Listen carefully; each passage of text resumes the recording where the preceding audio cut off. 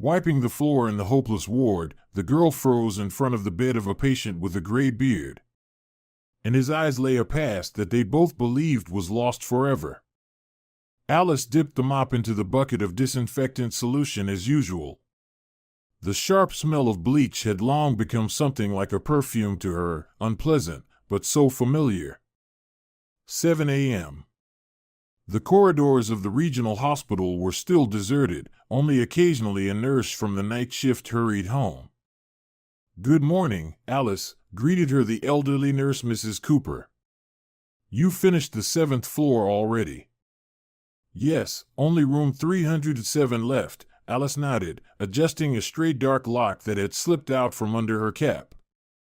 "Room 307, the ward for the hopeless. That's what the staff called the unit where patients without documents, people without names, without pasts, often without futures, were kept.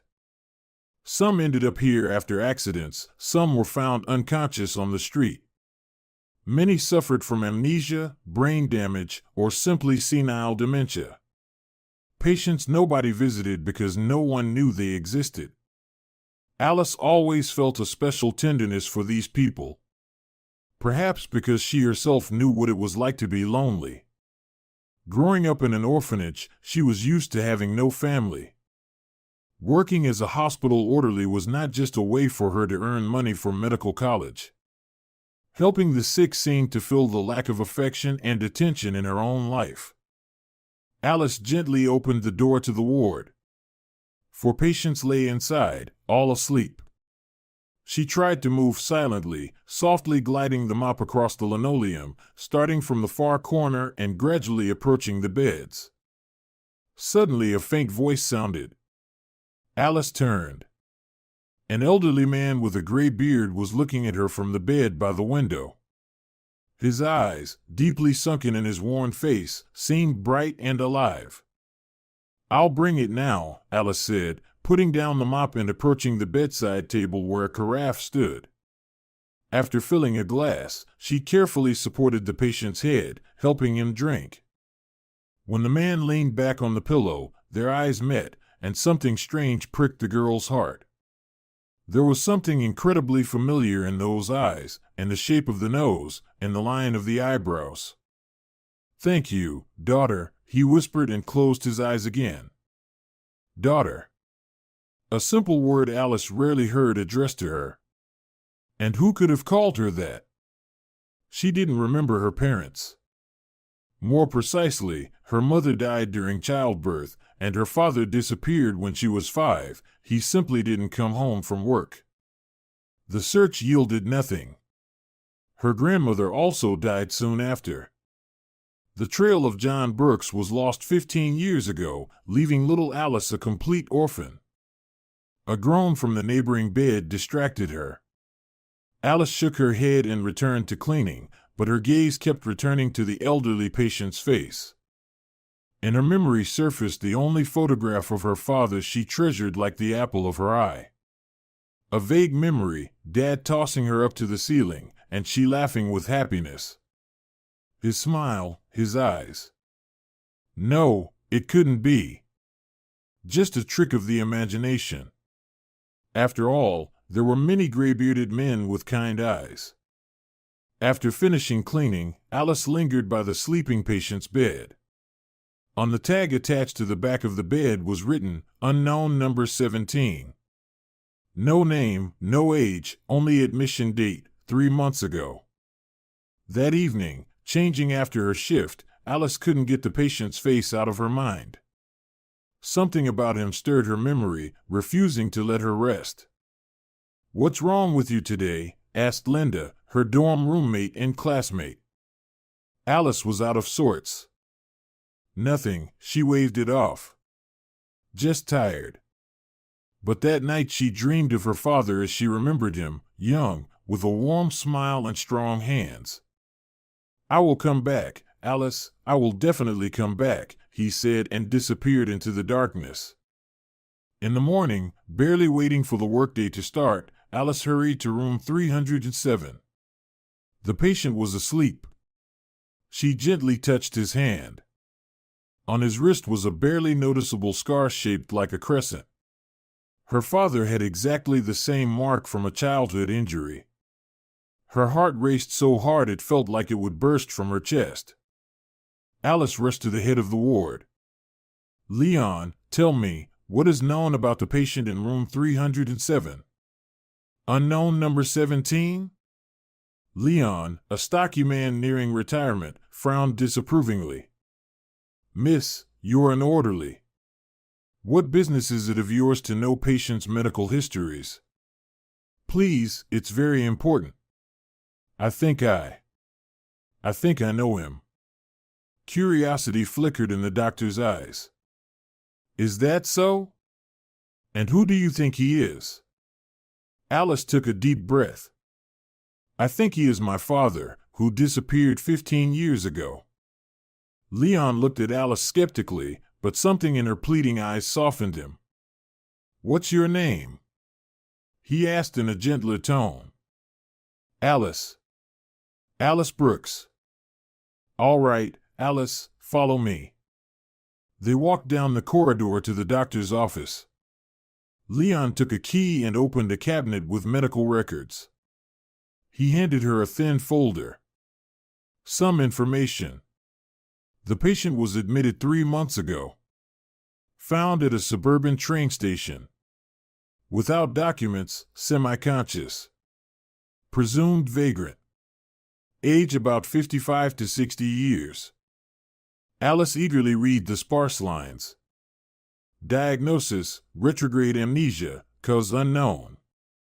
Possibly a consequence of head trauma.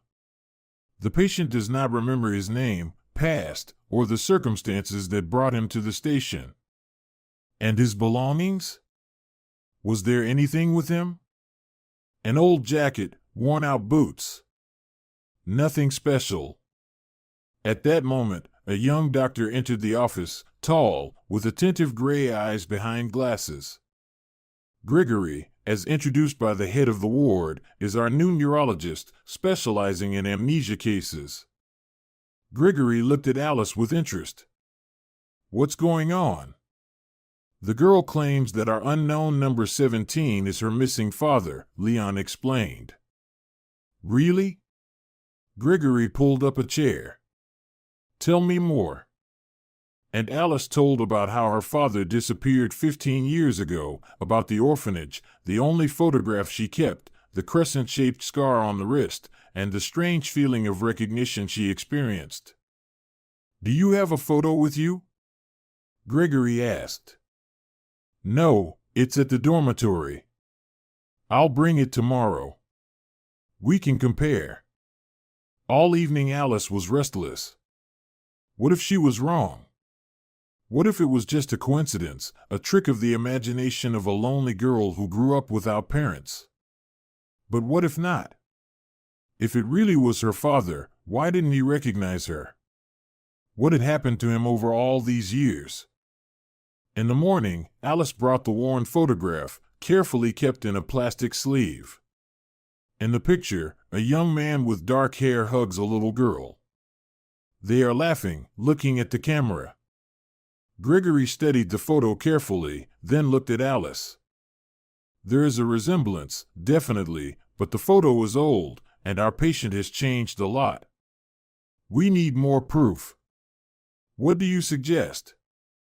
"First, check the blood type." "What's yours?" "Type B positive." "The patient also has type B." "That's something, though not proof of relation." They went to the ward. Unknown number 17 sat on the bed, looking out the window. "Hello," Gregory said softly. "How are you feeling today?" "The same," the patient replied, shifting his gaze to the visitors. "Emptiness in the mind." His gaze lingered on Alice. Something flashed in his eyes, recognition, interest. But the moment passed, and he looked out the window again. "We want to help you remember," Gregory continued. "This girl, Alice, thinks she knows you." The patient looked at Alice again, this time more attentively. "I don't remember." Don't apologize, Alice stepped closer. It's not your fault. She showed him the photograph. Do you recognize this person? The patient stared at the photo for a long time. No, he finally said. But he has my face. Only younger. This is my father, Alice said quietly. John Brooks, biochemist. He disappeared 15 years ago, and I believe you are him. The patient closed his eyes as if trying to grasp a slipping thought. John, he whispered. That name means nothing to me.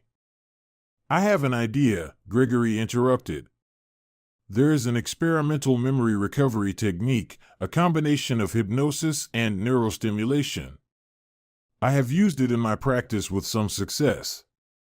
Is it dangerous? Alice asked. No physical risk. But the psychological process can be difficult. The patient unexpectedly nodded. I agree. Living without memory is not living. Even if it turns out I am not the one you seek, young lady, I want to know the truth. Excellent, Gregory smiled. We'll start tomorrow. Meanwhile, Alice, try to remember as many details from childhood as possible. Any little things can help. Your father's favorite food, songs he sang, stories he told. All night Alice sifted through memories. There were so few. 5 years is too short a time to keep clear images. Yet she remembered her father's scent, a mix of cologne and chemical reagents. She remembered how he loved hot chocolate and how he frowned at her when she misbehaved.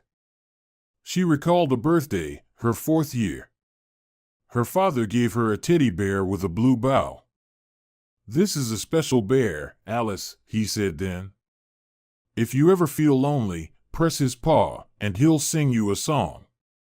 And the bear really played a simple tune. A Christmas tree was born in the forest. The bear? It was still kept in her box of childhood things. Maybe it would help? In the morning, Alice brought the worn teddy bear to the hospital. That's a good idea, Gregory approved. Tactile and sound memories often recover more easily than visual ones. They settled in a small room in the neurology department. The patient sat in a chair while Gregory adjusted the brain stimulation device. Small electrodes were attached to the patient's temples. This is completely painless, Gregory explained. Light impulses will stimulate the parts of the brain responsible for long-term memory. Alice nervously squeezed the teddy bear in her hands. What if this was all a mistake? What if she was just wishing for something that wouldn't happen? Ready? Gregory asked. The patient nodded, more firmly than before.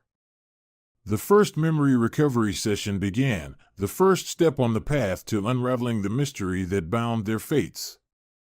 The first session passed without visible results.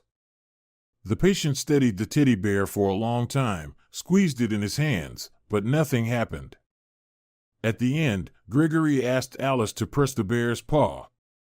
The melody "A Christmas Tree Was Born in the Forest" filled the room. The patient flinched and closed his eyes. Do you feel anything? Gregory asked. The scent. I remember the smell of fur and tangerines, the patient spoke slowly. And laughter, children's laughter. That was little, but it's something. The first grain of memory, the first step toward restoring identity.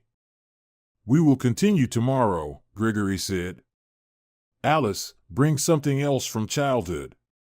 Any items related to your father. The next day, Alice came with a small box. This is all I have left, she said, opening the lid. Inside were his watch, cufflinks, and a glass dolphin figurine. He brought it from a business trip. The watch was old, with a worn leather strap. Alice carefully placed it in the patient's hands. He turned it over, examining the dial, then flipped it. On the inside of the lid was an engraving. To Mr. Brooks from the biotechnology team. 1999. Biotechnology, the patient muttered. Laboratory. I remember white walls and the smell of alcohol. His eyes widened, his breathing quickened. Test tubes, microscopes, formulas on the board. He spoke faster and faster. My office is on the 3rd floor. The window looks out onto the park. Lilacs in spring. Gregory gently put his hand on the patient's shoulder. Don't rush. Let the memories come naturally. I was working on something important, the patient continued. Something that could change many lives. Nerve cell regeneration, Alice said quietly. You were working on a drug to restore damaged neurons. You talked about it at home. Even to me, a little girl. The patient looked at her with a long gaze. Alice. My Alice.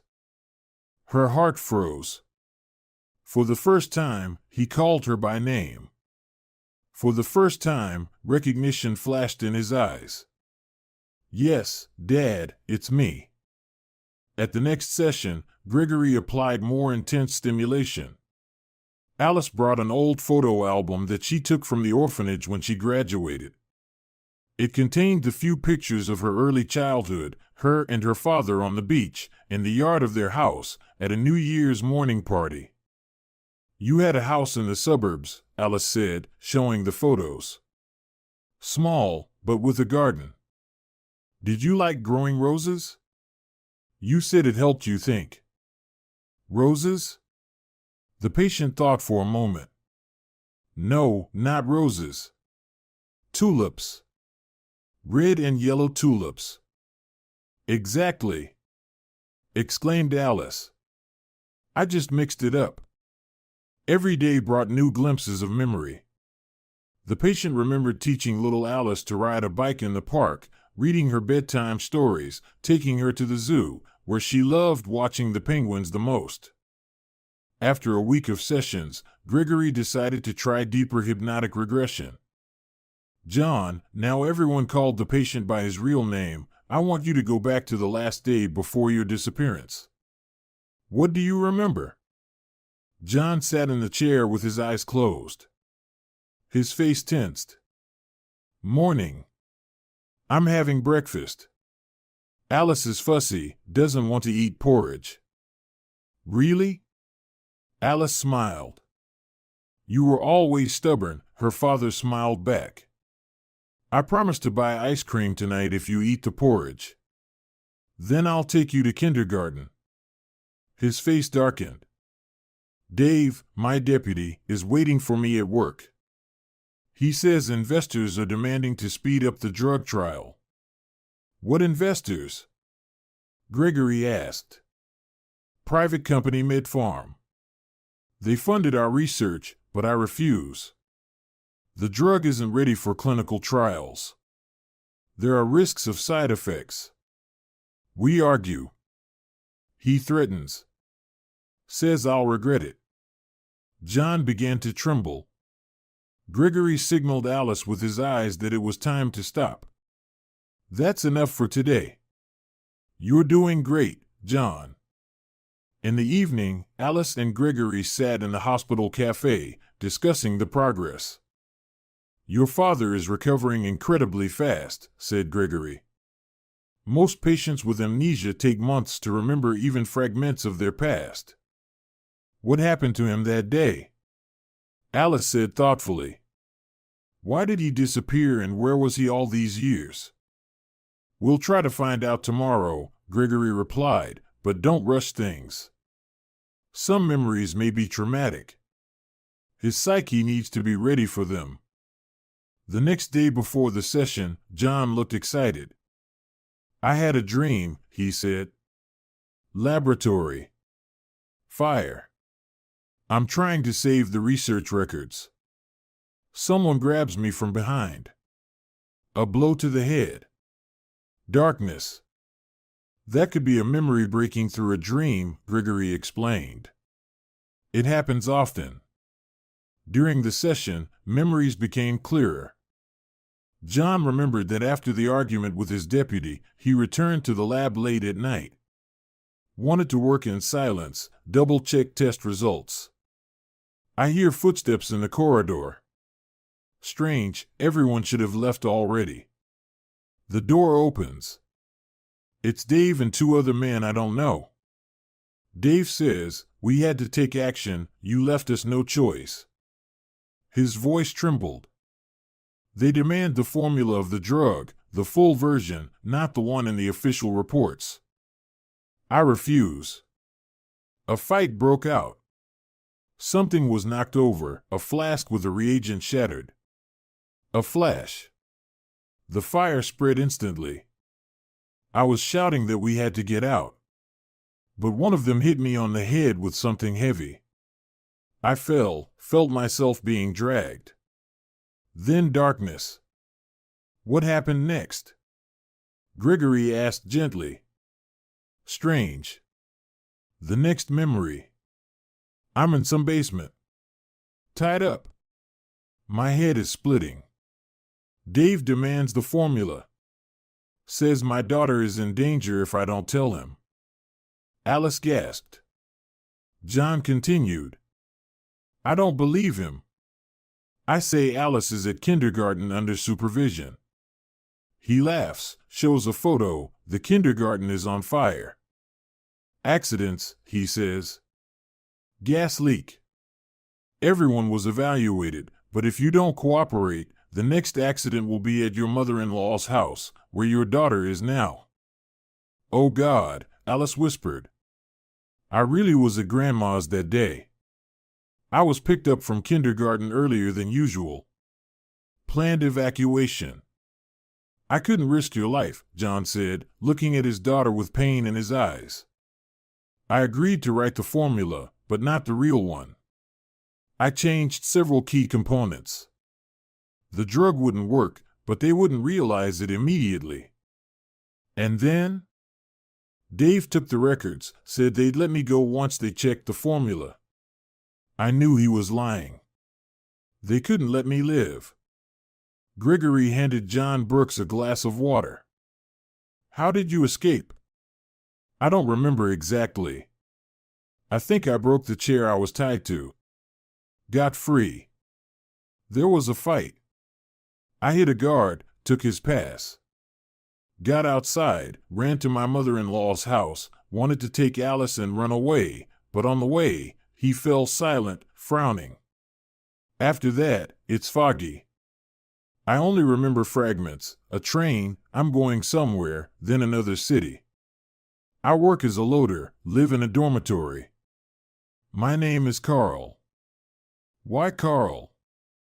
A protective reaction of the psyche, Gregory explained.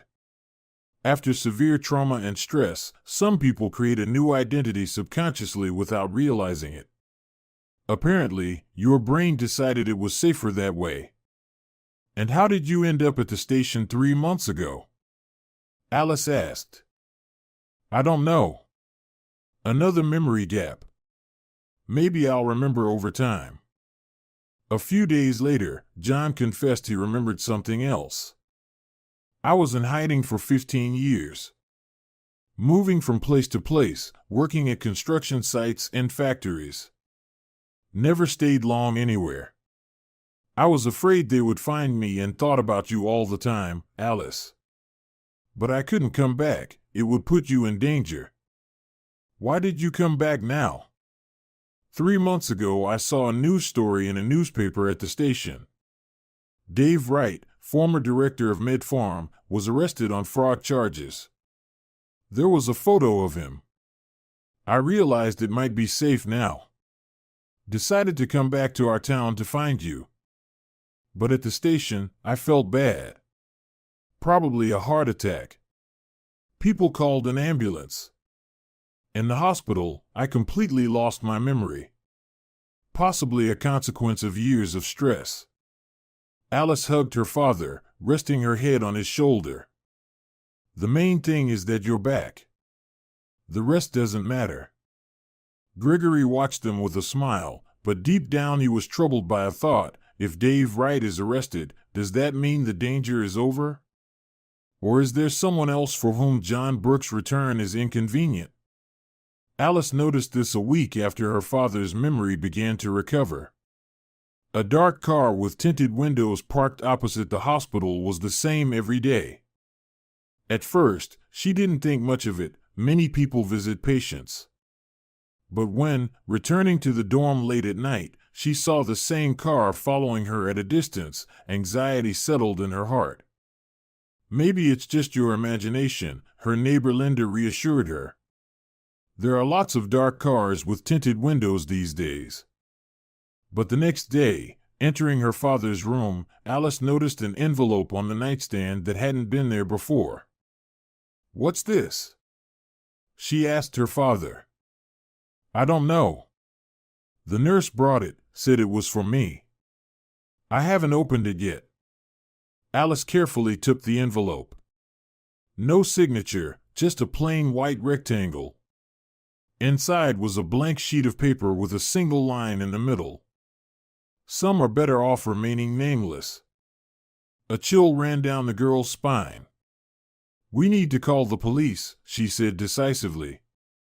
"And what are we going to tell them?" John objected. "That someone sent a strange note? No threats, no concrete facts. Gregory should know." Alice clenched the envelope in her hand. "We can't take any risks." The young doctor examined the note carefully and frowned. It could be anything. A prank. A mistake. But it's better to be safe than sorry. I'll talk to security and ask them to pay special attention to visitors to the neurology ward. That same day, Alice noticed an unfamiliar man in the corridor, tall, wearing a sharp gray suit, with a piercing gaze. He was standing by the reception desk, asking a nurse something. When Alice passed by, he turned his head and looked at her with such interest that she involuntarily quickened her pace. In the evening, she told Gregory about it. "Describe him again," the doctor asked. Alice described the visitor as thoroughly as she could. "Strange," Gregory said thoughtfully. "The reception says no one matching the description has registered to see patients." Anxiety grew.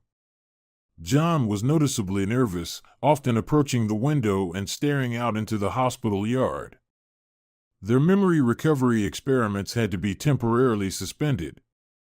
On the third day after the note appeared, when Alice arrived at the hospital early in the morning, she saw 2 security guards at the ward entrance. They were carefully checking the documents of all visitors. "What happened?" she asked the duty nurse. "Someone tried to break into room 307 last night," she replied. The orderly heard a noise and scared the intruder away. Security has been increased since. Alice's heart beat faster.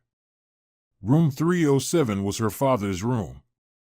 When she entered, John was sitting in a chair, tense as a bowstring. "So they did find me after all," he said quietly. "I knew this would happen." "Who are they, Dad? Who needs your research after all these years?" "The drug I was working on. It was supposed to help regenerate damaged neurons, treat the consequences of strokes, brain injuries, neurodegenerative diseases. Billions of dollars, Alice. A whole fortune. And it's not just about money. Power over the human mind, a terrible thing in the wrong hands." Loud voices sounded in the corridor. The door swung open, and the same man in the gray suit Alice had seen before appeared in the doorway. Gregory followed him, looking embarrassed. "Sorry to intrude," the stranger said, smiling, but his eyes remained cold. "My name is Justin Cole. I would like to speak with Dr. Brooks. Privately." "I'm not going anywhere," Alice said firmly, stepping toward her father. "As you wish." Justin shrugged. "That's even better. What I have to say concerns you as well." He entered the room and sat on a chair opposite John. Dr. John, I'm very interested in your work in neurobiotechnology. Specifically, the drug for nerve cell regeneration. Who are you? John asked tensely. I represent a group of investors interested in developing innovative medical technologies. We have heard about your disappearance and your recent miraculous return. How do you know about that? Alice asked, startled. Officially, my father's identity hasn't been confirmed yet. Justin smiled wider. I have my sources, Miss Brooks, as well as my own interests. But don't jump to conclusions. I'm not here to threaten, but to offer protection. Protection? John asked skeptically. Exactly. Dave Wright is indeed arrested, but his partners are still free, and they are very interested in making sure your research doesn't get into competitors' hands or, worse, become public knowledge. How do I know you're not one of them? John asked bluntly. A reasonable question, Justin nodded. If I were, we wouldn't be having this conversation. Believe me, their methods are far less diplomatic. He pulled a folder from the inside pocket of his jacket and handed it to John Brooks. Here are the documents on MedFarm activities over the last 15 years, including the names of all major shareholders and financial reports. Take a look. John opened the folder and began reviewing its contents. With each page, his expression grew darker. Where did you get this? As I said, I have my sources. The important thing is that it's all true. After you disappeared, they continued the research using your preliminary work, but without the key formulas that were only in your head, they didn't get far. Alice glanced at her father. What is it, Dad? Lists of test subjects, John answered quietly.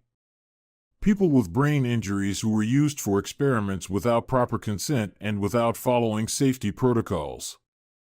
Some didn't survive. Exactly, Justin nodded. They desperately tried to recreate your formula. Unsuccessfully. And now that you've returned, they're just panicking. What do you want from us? Alice asked. I'm offering protection for both of you and a chance to finish what your father started, but under reliable security and following all ethical standards. Why should we trust you? Alice crossed her arms. Maybe it's time for full honesty, Justin sighed. My mother died 3 years ago from the effects of a stroke. A long, painful death. If there had been a drug capable of repairing damaged neurons, she could have lived. I swore to do everything possible to ensure such research continues legally, ethically, but effectively. Silence fell in the room. Finally, John broke the silence. Suppose I believe you. How are you going to protect us? First, we'll move you to a private clinic under protection. Then, when you're ready, we'll provide a laboratory to continue the research. I will also initiate an investigation against the remaining shareholders of MedFarm. I have enough influence to take the case to court. Gregory, who had been silently standing by the door all this time, finally spoke up. And who guarantees that the private clinic will be safe? What if it's a trap? Justin turned to the young doctor. I appreciate your caution, Doctor, and I invite you to join us. Your memory restoration methods are quite impressive. I've heard about your success with Dr. John. You've been watching us? Alice exclaimed. I was gathering information, Justin corrected her. In my position, it's necessary. And yes, I know about the dark machine that's tracking you. It's not mine. My people spotted it a week ago and have been trying to figure out who it belongs to ever since. They're still looking for me, John said grimly. All these years, all in vain. Not in vain, Justin objected. You're alive. You found your daughter, and now you have a chance to finish what you started, to save thousands of lives." At that moment, the door to the room opened again. A nurse entered with a tray of medicine. "Sorry to interrupt," she said. "It's time for medication." Justin stood up. "I'll come by tomorrow. Think about my offer, but don't delay. Time may be less than it seems." After he left, Alice, Gregory, and John discussed the situation for a long time. Justin's offer seemed tempting. But was it too good to be true? "We need to check him out," Gregory suggested. "Find out who he really is, what his company does." "And how do we do that?" Alice asked. "I have a friend in the hospital's legal department. He can dig up the information." The next day, Gregory brought the results of his investigation. Justin Cole turned out to be the founder and owner of a large pharmaceutical holding called Neuromed. The company specialized in developing drugs for neurological diseases and had an impeccable reputation. "His mother really did die 3 years ago," Gregory said. "From complications after a stroke. Everything matches." "What shall we do?" Alice asked. John was silent for a long time, staring out the window. Then he turned to his daughter and Gregory.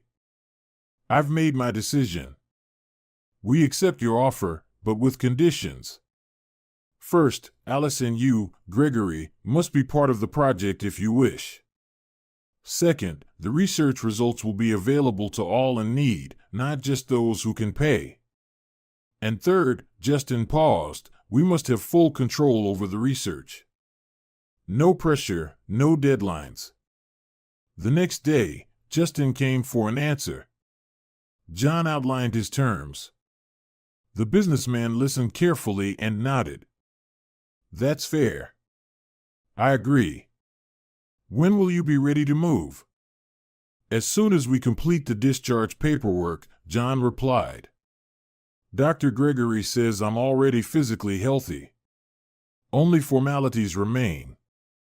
"Excellent. I'll arrange transport and security." But fate had other plans. That very night, a fire broke out at the hospital. A short circuit in the electrical panel, as the investigation later determined. Fortunately, no one was seriously hurt. All patients were evaluated in time. However, just as John was being led out of the building, a dark car screeched to a halt nearby. 2 men jumped out and rushed toward John. Everything happened so quickly that Alice barely had time to scream.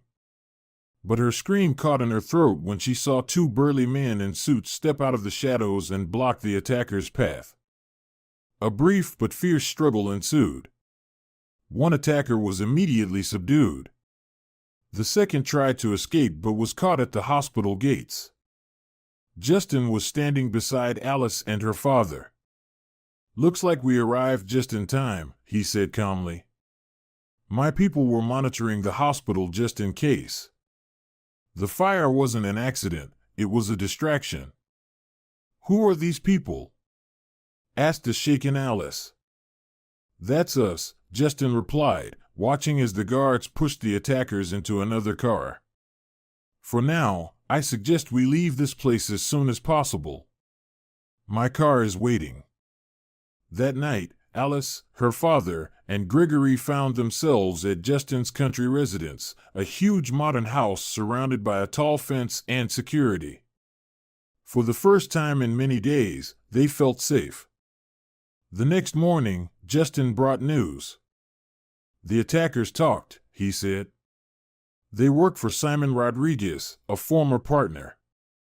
They were ordered to kidnap Dr. Brooks and eliminate all witnesses." "My God," Alice whispered. "They would have killed us." "Don't worry," Justin said confidently. "Rodriguez has already been arrested by the police. My lawyers have all the evidence linking him not only to this attack but also to the attempt on your father 15 years ago."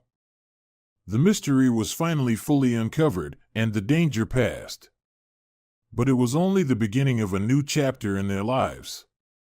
The private clinic was located in a picturesque spot among pine woods. The modern three-story building with panoramic windows and spacious rooms resembled a luxury spa more than a medical facility. It was here, in a specially equipped wing, that John Burke's new laboratory was set up. A month had passed since their move from the regional hospital. Life was gradually getting back on track. Alice got a separate room in the guest house on the clinic grounds and the chance to continue her studies. Justin arranged for her transfer to a prestigious medical institute. Gregory headed the neurology department, where he could apply his innovative methods for treating amnesia. John himself dove into work, restoring lost formulas and continuing the research interrupted 15 years ago. One morning, as usual, Alice stopped by her father's lab before classes. Despite the early hour, John was already sitting at the microscope, studying the results of a night experiment. "Dad, did you even sleep today?" Alice asked, feigning sternness. John looked up from his work and smiled at his daughter. "Of course, a full 4 hours. I couldn't wait for morning to check the results." "And how are they? Promising?" Alice asked. He rubbed his tired eyes.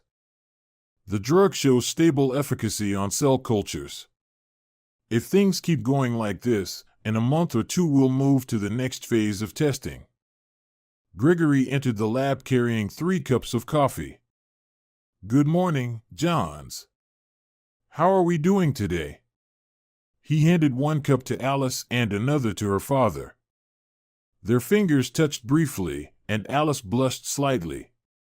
Over the past month, their relationship with Gregory had noticeably warmed, shifting from professional to something more personal. They often walked around the clinic grounds in the evenings, talking about medicine, the future, and sometimes the past. "I lost my mother during my teenage years," Gregory once shared, due to complications from a severe traumatic brain injury. "That's what pushed me toward studying neurology and brain function recovery methods." "How are your patients doing?" John asked. "There's progress, but it's slow," Gregory replied. "Without your drug, we can only rely on standard rehabilitation techniques, but I'm confident that will change soon." At that moment, the laboratory door swung open, and Justin Cole appeared in the doorway. "Good morning, colleagues," he greeted energetically. "I see everyone's here." "Great. I have news." Justin walked to the table and placed a folder of documents on it. "First, the trial of Rodriguez and his accomplices will begin in 2 weeks. All evidence has been gathered, including the testimony of, name omitted, who agreed to cooperate in exchange for a reduced sentence.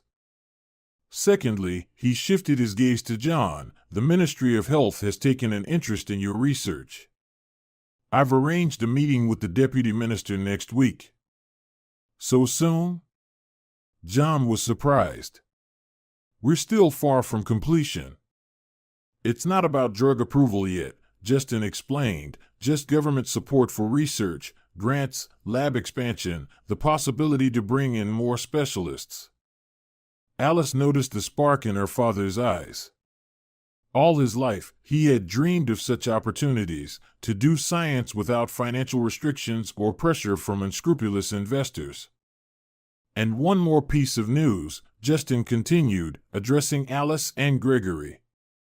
"I've been thinking about creating a specialized center for patients with amnesia and other memory disorders. We'll combine your methods, Dr. Gregory, with John's developments here at this clinic. What do you think?" he asked. "That's amazing," Gregory breathed out. "I've dreamed of such a center since university." "And you, Alice?" Justin looked at her intently. "I'd like to see you in the project after you finish school." "Me?" Alice was surprised. A promising student with unique experience, Justin smiled. Plus, you have a special approach to patients. I've seen how you work with people in Gregory's department. That kind of thing can't be bought with any amount of money. Alice shyly lowered her eyes. Indeed, in her free time, she helped Gregory with patients, talking with them, bringing objects from their past, just as she had once done for her father. Many opened up to her, started to remember. Thank you for the offer, she said. I'd be happy to be part of the project. Excellent. Justin clapped his hands. Then I suggest we celebrate this event. Dinner at my house tonight. No refusals.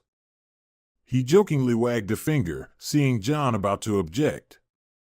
Even geniuses need a break, Dr. John. After he left, Alice, her father, and Gregory exchanged looks. An amazing man, John shook his head. I never thought I'd meet a businessman who values science and helping people more than profit. He's been through a lot, Gregory noted.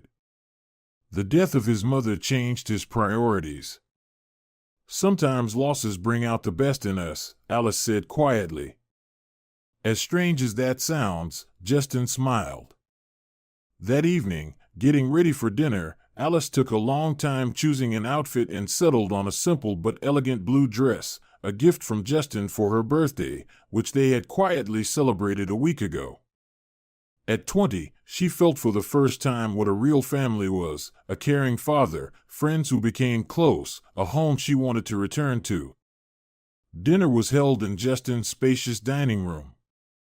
Huge windows looked out onto the terrace, which overlooked the evening forest. Soft lighting, exquisite dishes, quiet music, everything created an atmosphere of comfort and celebration. To our future center, Justin raised a glass of wine. To the people who will regain their memory and a new life thanks to you. Everyone toasted. Alice took a sip of champagne and caught Justin's gaze, warm, with a special expression she hadn't noticed before. At 45, Justin was still an attractive man, fit, with a touch of gray at the temples and lively, intelligent eyes. At dinner, they talked about plans for the future, discussed the concept of the center, new methods, and opportunities for international cooperation. Then Justin suddenly suggested, John, Gregory, would you show me those calculations you mentioned earlier today? When the men left, Alice was left alone. She went to the window and admired the night landscape. The moonlight silvered the tops of the pines, and bright stars shone in the sky. Beautiful, isn't it? Justin's voice sounded behind her. Very, Alice agreed. Where are your dad and Gregory? He asked. They got absorbed in formulas. You know scientists, nothing fascinates them more than a new theory. Justin stood next to her by the window. You know, I've wanted to talk to you for a long time. Just the two of us. For some reason, the girl's heart started beating faster. About what? She asked. About you. About what you feel, what you dream of. Alice looked at him in surprise.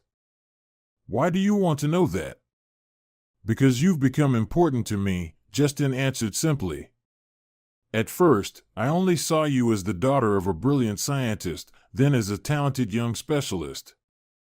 But now, he paused, as if choosing his words, now I see an amazing, strong woman, and I care about what happens to her next. Alice blushed. She did not expect such a turn. Justin Cole. Just Justin.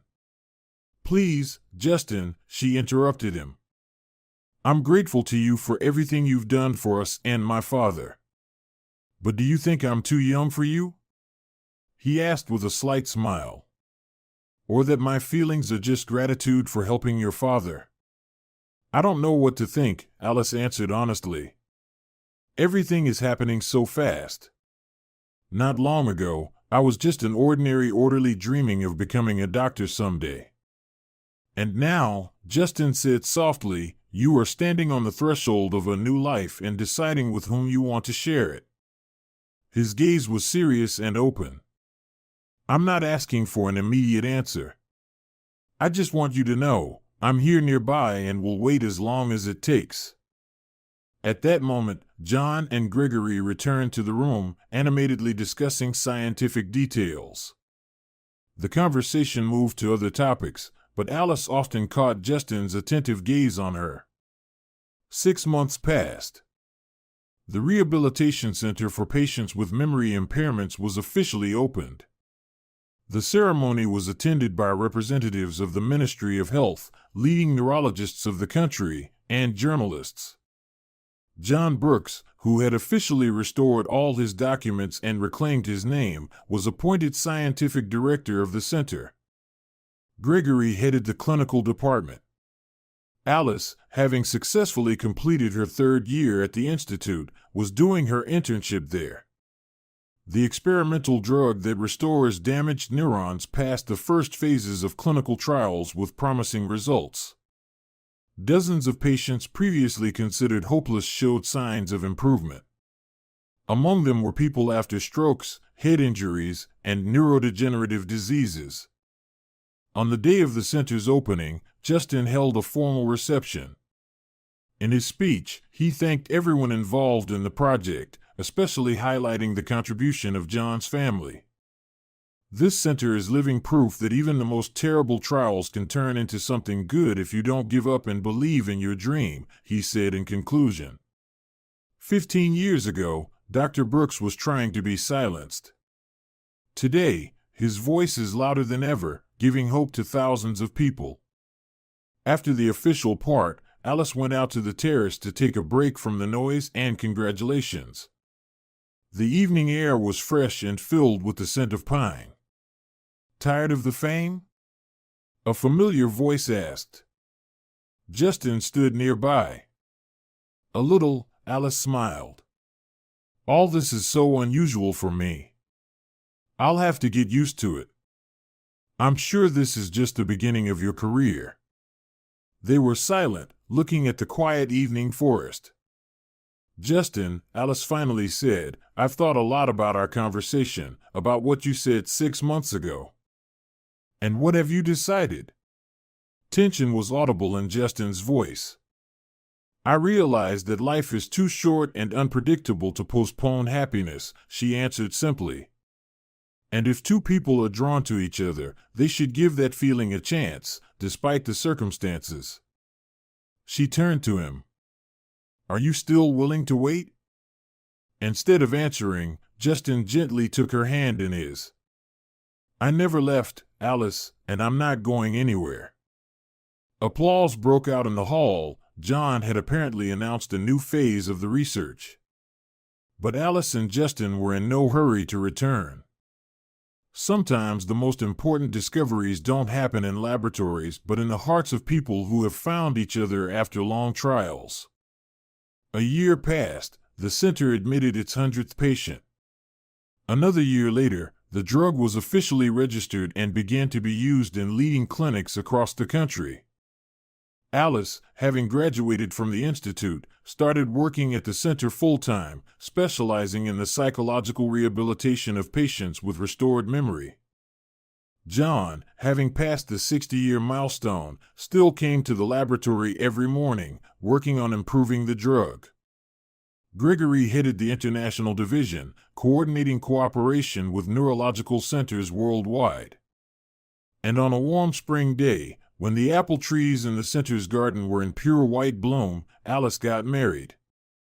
Only the closest people attended the modest ceremony, her father, Gregory with his fiancée Linda, and a few colleagues. You know what I was thinking? John said, hugging his daughter after the ceremony. 15 years ago, when I was running to save my life, it seemed to me that it was all over, that my research would be lost, that I would never see you again. He looked around at those gathered, the center that had become their second home, the faces of patients who had found hope. Today I understand that sometimes you have to go through darkness to see the light, and that the hardest trials can lead to the greatest happiness. Alice hugged her father tightly, then turned to her husband. In his eyes, she saw the same love and care she had seen in her father's, and she knew now their family was truly whole. Thus, an ordinary orderly, who once mopped the floor in the ward for the hopeless, not only found her lost father but also gained a new life filled with love, purpose, and the ability to help those who, like her father once, had lost their memory but not their hope.